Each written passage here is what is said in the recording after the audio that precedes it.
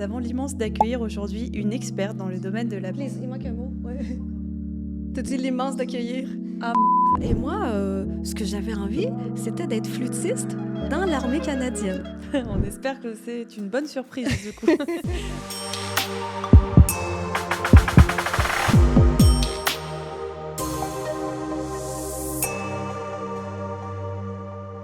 Bonjour à tous et bienvenue sur Pulse RH au cœur des soft skills, le podcast où nous explorons les compétences qui font la différence dans le monde professionnel et personnel. Je suis Noémie, consultante et formatrice Central Test et votre guide dans cette aventure au cœur des soft skills. Aujourd'hui, nous plongeons au cœur d'une compétence fondamentale, souvent considérée comme le socle de toutes les autres, la connaissance de soi. Comprendre qui nous sommes, nos forces, nos faiblesses, qui nous motivent, c'est crucial pour pouvoir naviguer avec succès dans sa vie professionnelle et personnelle. Pour explorer ce thème en profondeur, nous avons l'immense plaisir d'accueillir une experte dans le domaine de la psychologie, de la psychométrie. Elle est à la fois conseillère d'orientation et psychologue du travail, spécialisée dans l'évaluation du potentiel humain. Passionnée par la découverte et le développement des talents, elle nous apportera son expertise sur comment mieux se connaître et utiliser cette connaissance pour s'épanouir dans notre vie professionnelle et personnelle également. Bienvenue Hélène Simard. Est-ce que tu pourrais te présenter à nos auditeurs ? Merci beaucoup Noémie, merci à toute l'équipe de m'accueillir, ça me fait vraiment plaisir d'être ici avec vous. J'ai effectivement une double casquette professionnelle, je suis conseillère d'orientation par ma formation au Québec et psychologue du travail par mon parcours en France. Et j'exerce en France depuis une douzaine d'années.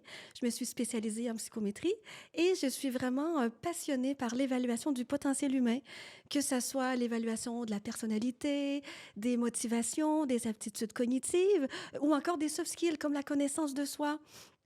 Et c'est d'ailleurs un sujet qui me tient à cœur depuis longtemps parce que dans mes études au Québec, en orientation professionnelle, j'ai réalisé un mémoire sur la connaissance de soi.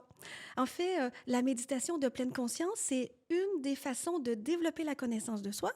Et moi, je voulais aller voir dans la tête des gens qu'est-ce qui se passe et qu'est-ce qu'on apprend sur soi quand on médite. Oui, génial. Alors, on aura l'occasion d'en parler, mais juste avant, comme c'est un sujet que tu connais si bien, comment, toi, est-ce que tu définirais, Hélène, la connaissance de soi ? Il y a tellement de choses à dire, hein, mais pour le résumer simplement, la connaissance de soi, c'est vraiment qui je suis. Qu'est-ce qui me caractérise? Qu'est-ce qui me rend unique? Par exemple, c'est quoi, moi, mes compétences? Qu'est-ce qui me rend heureuse? Ou dans quel type d'environnement je vais pouvoir m'épanouir? Ou encore, comment je réagis dans une situation nouvelle? Ou comment je me comporte en groupe? Donc, tu vois, il y a tellement de choses qu'on peut découvrir sur Oui. soi. Oui, tout à fait. Et c'est une question un peu large et existentielle que je Hum, vais hum. poser. Mais pourquoi se connaître ? Et des réponses, il y en a tellement. Déjà, on peut dire que ça facilite la prise de décision parce que quand on connaît ses motivations et ses besoins, les choix sont tout de suite beaucoup plus évidents Oui. parce qu'on va moins être porté à douter de soi et à remettre en question nos choix par la suite. Autre chose, ça va impacter sur notre orientation professionnelle parce que quand je connais mes motivations, mes intérêts, je vais être en mesure de définir une trajectoire beaucoup plus en lien avec mes aspirations. Ça n'empêche pas de changer de voie au cours de sa vie. Ça fait partie de notre évolution. Mm. Mais à chaque fois que je vais être amenée à faire un choix, il va être en lien toujours avec ce que j'aime. Et ça, c'est pas rien parce que ça impacte directement notre réussite et notre satisfaction.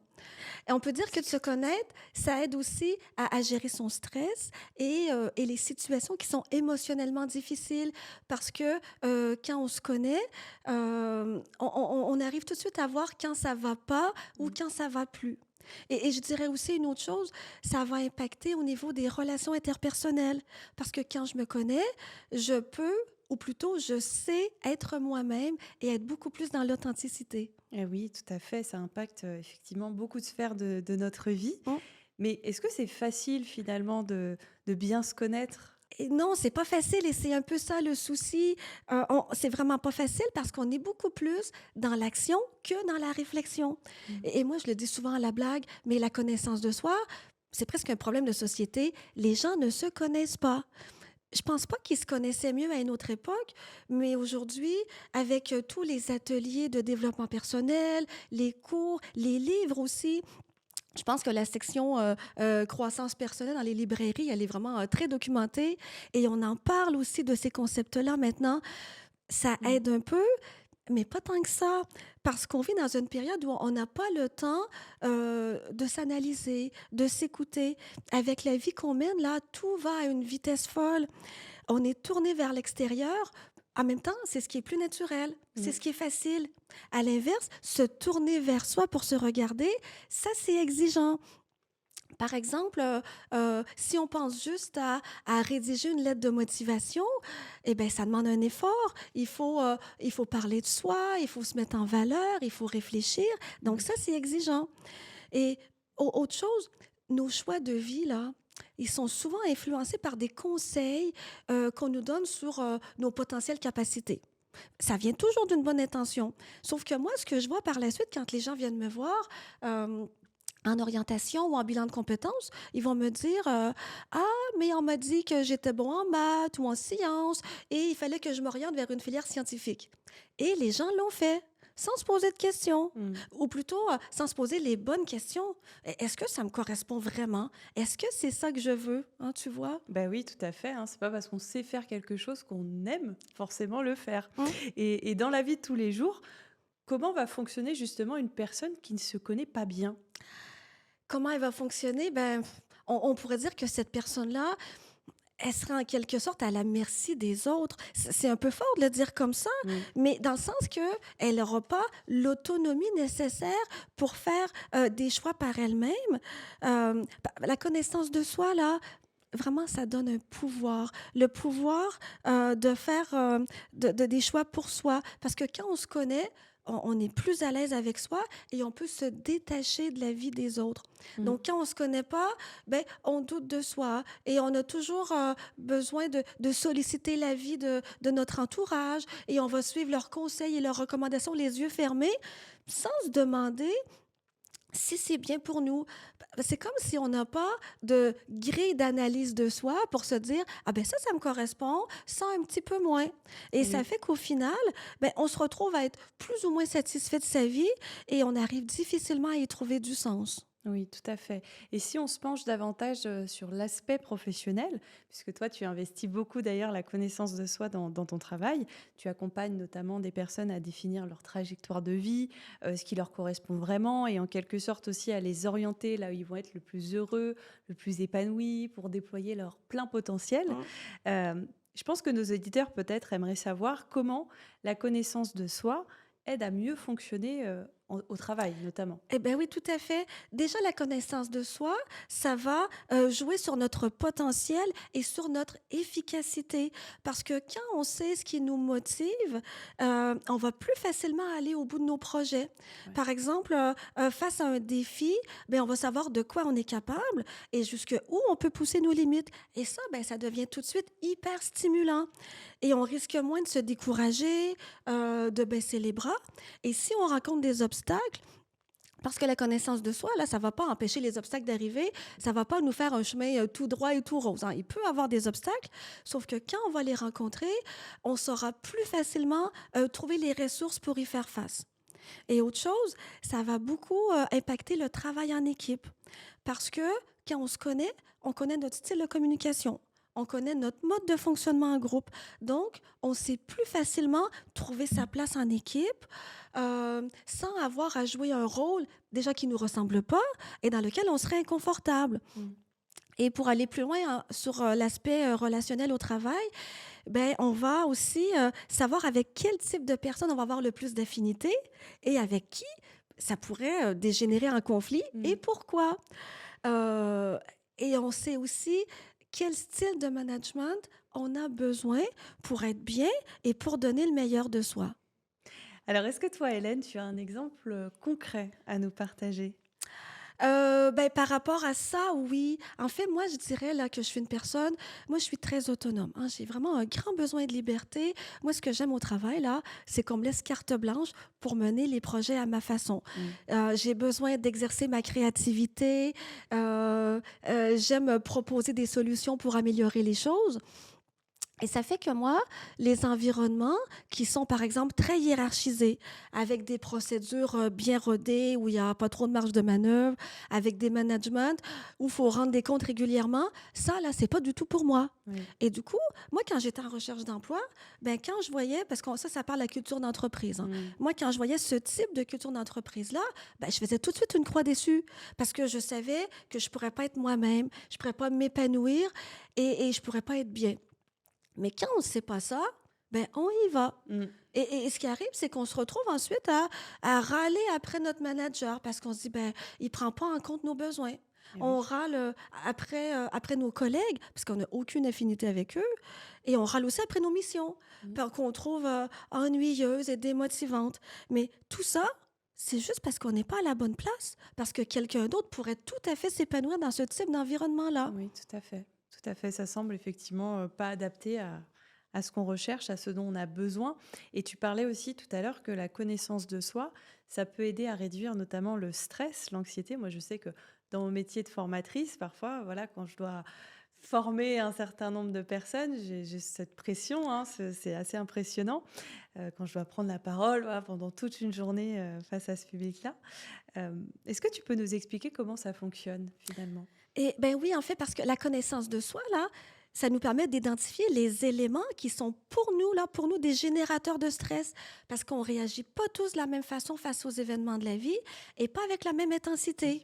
Donc, toi, ce que tu me dis, c'est que quand tu prends la parole devant une grande assemblée, je te dirais que moi aussi, ça me crée un stress, hein. Et moi, ce qui va aussi me créer un stress, c'est quand il faut que je travaille à la dernière minute. Ça, vraiment, je suis pas capable, alors que je sais qu'il y en a d'autres qui en ont besoin pour performer, même qui adorent ça.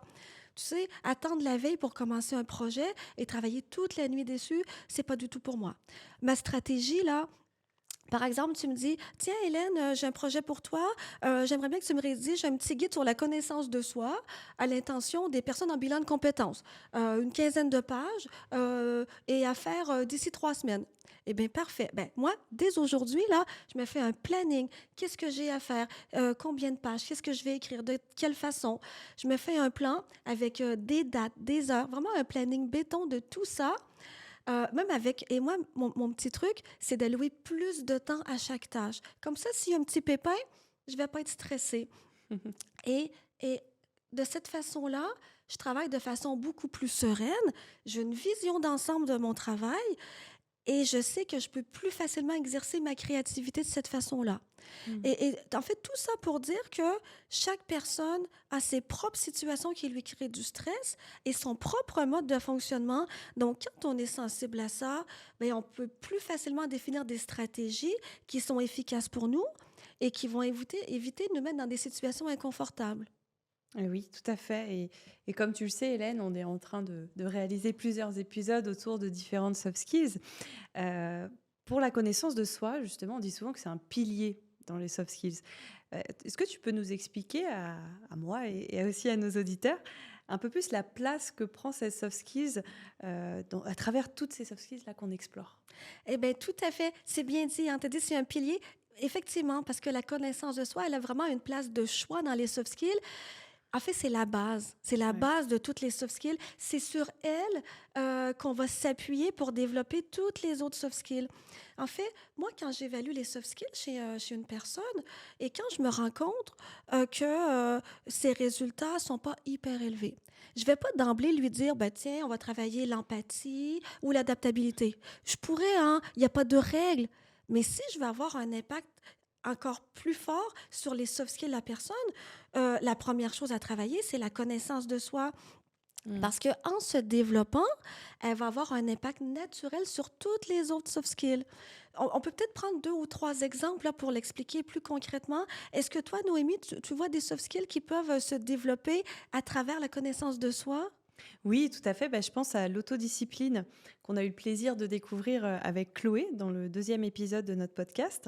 Et effectivement, elle nous disait qu'une personne qui va manquer d'autodiscipline, elle peut avoir tendance à abandonner plus facilement, à pas toujours aller au bout de ses objectifs.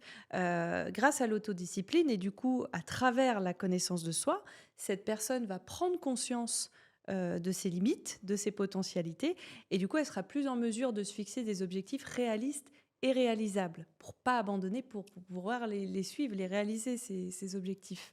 Eh bien, tout à fait, tout à fait. Et moi, je pense à l'estime de soi, parce qu'avec la connaissance de soi, là, ça va la faire monter en flèche. Mm. C'est quoi l'estime de soi? En fait, c'est le regard qu'on porte sur soi. C'est comment je m'apprécie, moi, comme personne, autant physiquement que dans ma personnalité. Et en fait, tout le monde a des petits défauts. Mais quand on a une bonne estime de soi, on ne va pas focaliser sur ça. On ne va pas en faire un complexe et on ne va pas toujours se comparer aux autres.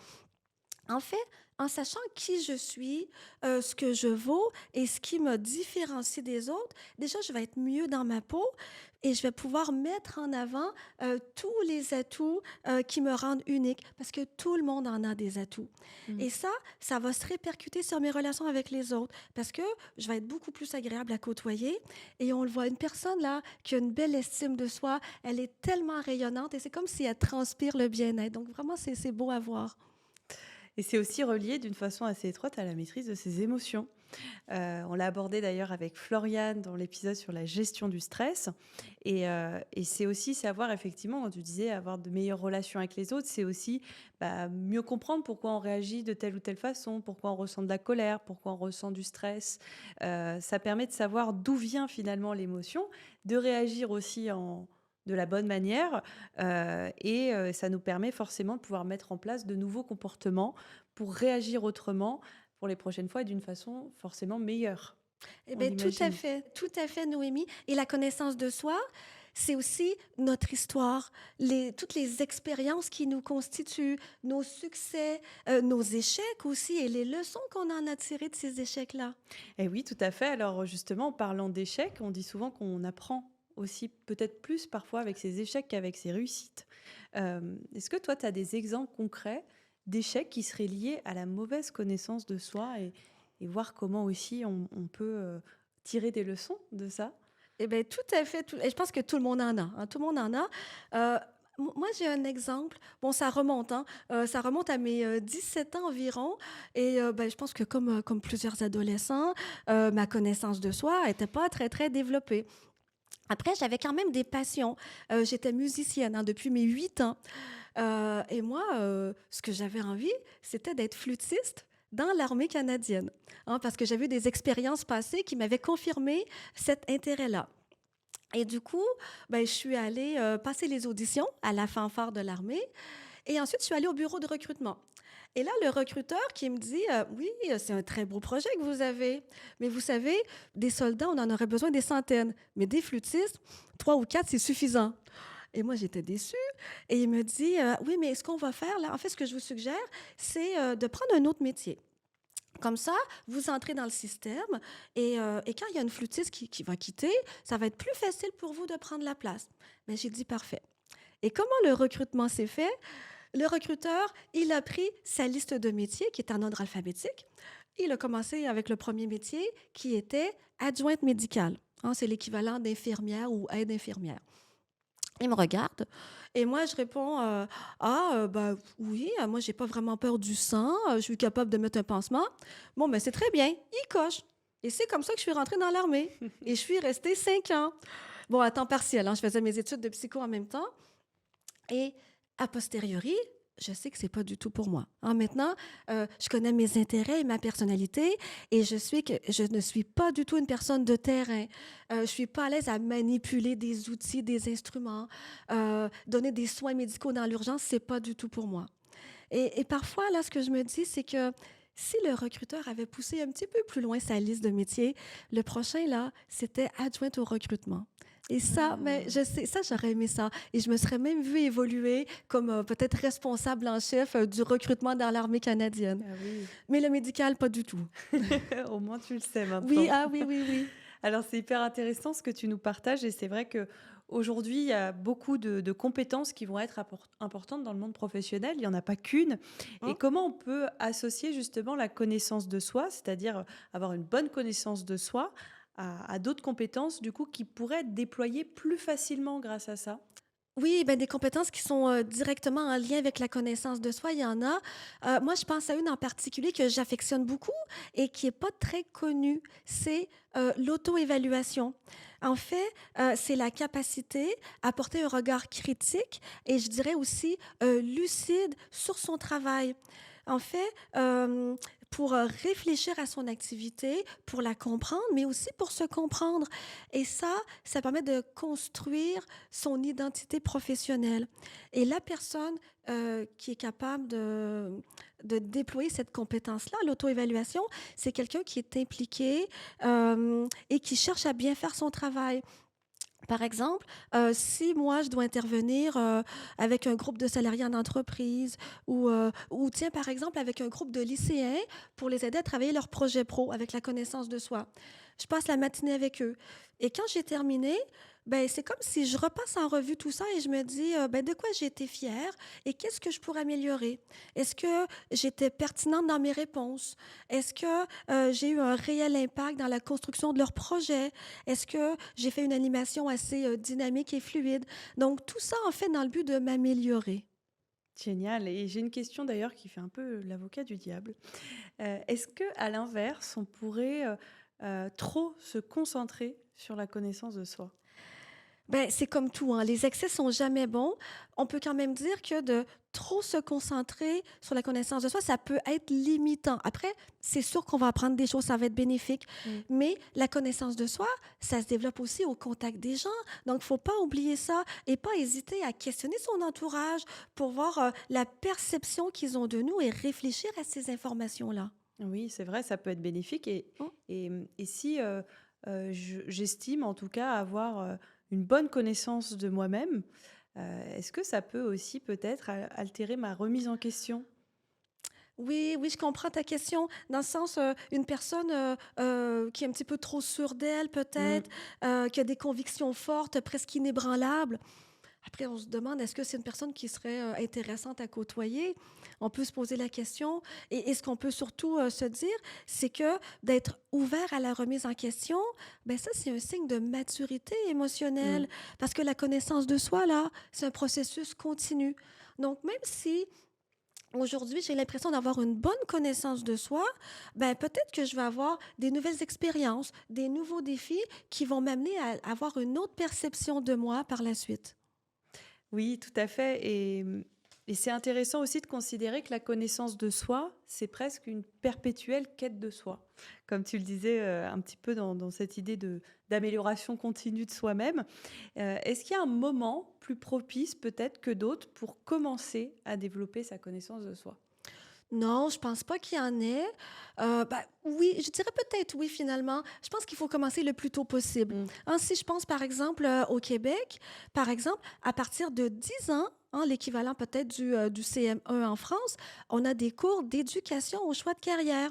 Hein, c'est 1 heure par semaine et dans ces cours-là, on aborde la connaissance de soi, la connaissance, du monde scolaire, du marché du travail et par rapport à la connaissance de soi, ben, on travaille nos intérêts, nos qualités, nos façons d'agir et tout ça pour développer très jeune un sentiment de compétence personnelle.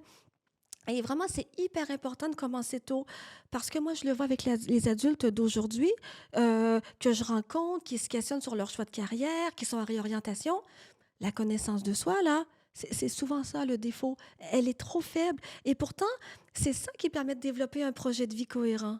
Oui, tout à fait, et j'ai envie de savoir du coup, avec tout ce qu'on s'est dit, si j'ai une bonne connaissance de moi-même, et peut-être que nos auditeurs, se posent aussi la question. Par quoi on commence? Comment on fait, Hélène? Eh ben, bonne question. Ben oui, effectivement, les gens ont peut-être envie de se situer sur la connaissance de soi pour savoir si oui ou non elle est bien développée. Après, c'est pas une question qui se répond par oui ou non. Hein, la connaissance de soi, ça se construit dans le temps. Donc, c'est plus juste de dire est-ce qu'on a une faible connaissance de soi ou une très bonne, et entre les deux, ça va graduer. Donc, oui, je pense qu'on peut proposer un petit exercice pour que les gens s'auto-évaluent en direct. On peut proposer 2 questions. Hein, vous répondez, par vous-même dans votre tête. La première, c'est, trouvez-vous qu'il est difficile de faire des choix qui répondent vraiment à vos besoins? Déjà, il faut connaître nos besoins, mais autrement dit, cette question-là, avez-vous l'impression de tourner en rond, de jamais vraiment toucher à ce qui vous fait vibrer, à ce qui donne du sens à votre existence? C'est fort de le dire comme ça, mais la connaissance de soi, ça touche vraiment à notre essence et ça a un impact fort sur toute notre existence.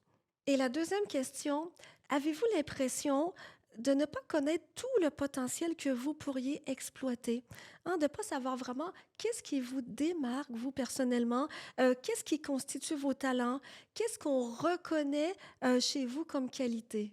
On vous laisse réfléchir sur ces 2 questions et pour ne pas vous laisser seul dans ces réflexions-là, quels sont tes conseils, Hélène, pour démarrer une bonne connaissance de soi? Eh bien, tout d'abord, ce qu'il faut faire, c'est de prendre le temps de s'observer pour vraiment sentir la réponse qui fait sens pour soi. Hein, par exemple, si je te demande, toi, Noémie, qu'est-ce qui est facile pour toi? Qu'est-ce que tu fais sans effort? Eh ben, écoute, j'ai envie de te répondre, être avenante, aller facilement vers les autres, même des personnes que je ne connais pas, c'est assez naturel. Ah, c'est intéressant. Donc, c'est des aspects plutôt relationnels que tu Oui, mets de l'avant. Et je oui. trouve que ça ressemble bien au métier que tu exerces, qui est très tourné vers les gens, vers le contact humain. Et donc, ça, cette question-là, en fait, ça touche à nos facilités, ça Mmh. touche à notre personnalité. C'est important de le savoir quand on veut chercher un métier où on va pouvoir mettre de l'avant nos talents. Oui, tout à fait, parce qu'effectivement, ça c'est naturel, ça ne demande pas de se suradapter, de dépenser de l'énergie. Hein. Et si je prends le relais, Hélène, et que je te pose une question, quelles sont pour toi les activités qui sont tellement prenantes, que tu vois pas le temps passer? Eh ben moi, je dirais que c'est, quand je cuisine. Vraiment, j'adore cuisiner, mais surtout improviser en cuisine. Ah, moi, je consulte jamais les livres de recettes. Ou oui, mais juste pour m'inspirer. Hein, ce que j'aime le plus, moi, c'est vraiment faire la recette à ma façon. Et le pire dans tout ça, je dis ça pour mon entourage, hein, c'est que je ne goûte jamais mes plats. Moi ce que j'aime, là, c'est d'avoir la surprise à la fin en me disant: «Bah, avec tout ce que j'ai mis dedans, là, qu'est-ce que ça va goûter?» On espère que c'est une bonne surprise, du coup. Et qu'est-ce que ça t'apprend sur toi, cette activité, la cuisine notamment? Ben, la question que tu m'as posée, ça touchait à mes intérêts. Et donc, ce que j'apprends sur moi avec l'exemple, c'est que moi, j'aime les activités créatives, j'aime innover, j'aime expérimenter et aussi faire plaisir aux autres. Donc, si je mets ça en parallèle avec mon métier, ben, je retrouve bien tous ces éléments parce que j'adore accompagner les gens à mieux se connaître en utilisant des outils vraiment personnalisés ou même souvent en créant des activités qui font vraiment sens pour les personnes que j'accompagne. Et j'aime aussi aider les professionnels de l'accompagnement qui sont parfois bloqués avec leurs clients. Et j'aime réfléchir avec eux pour trouver vraiment des pistes d'action qui font sens pour eux, pour les besoins et la situation de leurs clients. Donc, je dirais créativité, innovation, faire plaisir, euh, ça ressort bien dans mon métier. Alors, on peut dire que la connaissance de soi, ça s'améliore, mais alors comment faire? Est-ce que tu as des conseils, Hélène, que voilà, tu peux partager à nos auditeurs pour développer cette connaissance de soi? Oui, oui, oui. Ben, il y a plusieurs façons de travailler la connaissance de soi et on propose souvent des exercices de méditation. Hein, Mmh. quand on médite, là, on observe nos pensées, nos émotions sans les juger et ça nous permet d'avoir une conscience de soi, mais vraiment hyper aiguisée. Et de cette façon-là, on explore autrement ce qui nous anime, comme nos valeurs, nos peurs, nos aspirations. Et on peut mieux comprendre ce qui nous motive, mais aussi ce qui peut nous empêcher d'avancer dans la vie. Moi, j'ai eu l'occasion de l'expérimenter et vraiment la méditation, là, c'est un accélérateur de connaissance de soi. Moi, j'ai fait 2 retraites de méditation. Je dis retraite parce que, en fait, ça se passe dans un centre dédié à la méditation qui est en pleine nature. On est là 10 jours sans parler. Hein, on ne parle pas pendant 10 jours et on médite de 6 heures le matin jusqu'au soir avec un enseignant qui nous guide pour nous amener à aller à la rencontre de soi. Donc, c'est hyper exigeant, mais tellement révélateur et tellement bénéfique. Bon, après, on n'est pas tous obligés de passer par là, hein, c'est c'est une des pistes possibles. Après, ça peut être aussi par des exercices d'introspection, hein. C'est un petit peu plus soft, peut-être à la portée de plus de personnes. Euh, il y a une activité qui s'appelle maintenant le journaling, hein. C'est un journal qu'on remplit quotidiennement où on va renseigner nos émotions, nos réactions, ce qu'on a aimé dans notre journée, ce dont on a été fier. Et on peut même se préparer les questions et faire ça sous forme de tableau. Tous les soirs avant de se coucher, on remplit et ça fait comme un rituel et on revient dessus quelques temps plus tard pour voir ben, qu'est-ce qui est récurrent, qu'est-ce qu'on aime faire et qu'on fait peut-être pas assez souvent, par exemple. Et j'aurais un autre exemple avec les tests psychométriques, hein, qui sont fiables, bien sûr, et qui sont interprétés par un professionnel. Moi, c'est entre autres mon outil de travail, parce que moi, j'ai accès à une panoplie de tests, mais c'est pas tout de les faire passer aux gens. Hein, l'important, c'est la restitution à Mmh. travers la discussion qu'on a avec la personne, parce qu'il faut l'amener à réfléchir sur les résultats, son mode de fonctionnement, ses motivations, ses besoins. Donc, tout ce que le test apporte, et je dirais même au-delà du test, hein, parce que les informations d'un test mises ensemble, ça génère un savoir encore plus grand, et il faut relier tout ça à l'histoire de la personne. Oui, complètement. Je te rejoins, Hélène. Et bon, c'est vrai qu'on sait que tout le monde n'a pas accès aux tests psychométriques. Il faut être dans le contexte qui fait qu'on va accéder à la passation de tests.